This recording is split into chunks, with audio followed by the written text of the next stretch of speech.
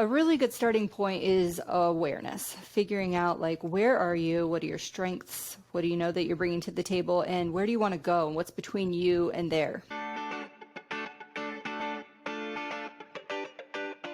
What caused you to transition from Wells Fargo to helping dentists? Yeah, so I was helping that executive on the other team, and he, after working with him for a number of months, I got a call from one of his buddies who was a dentist,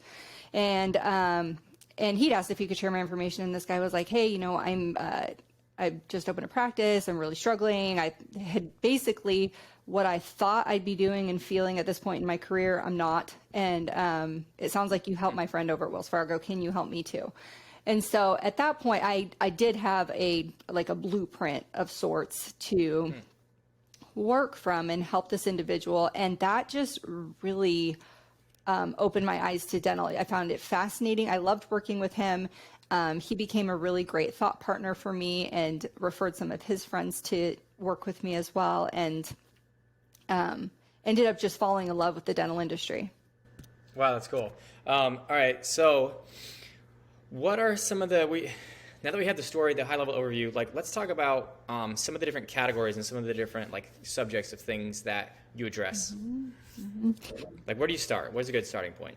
A really good starting point is awareness, figuring out where are you? What are your strengths? What do you know that you're bringing to the table? And where do you want to go? And what's between you and there?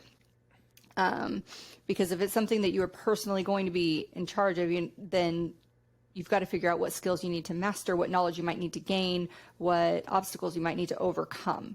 And so just by kind of laying that out, then you can get more granular with the tools and strategies that are going to be needed, but getting really, really clear on where we're going first and making sure that that's as clear as it can be. I've found that the more clear you can be about where you're going and why you're doing something, it makes getting through the discomfort of getting there a lot better.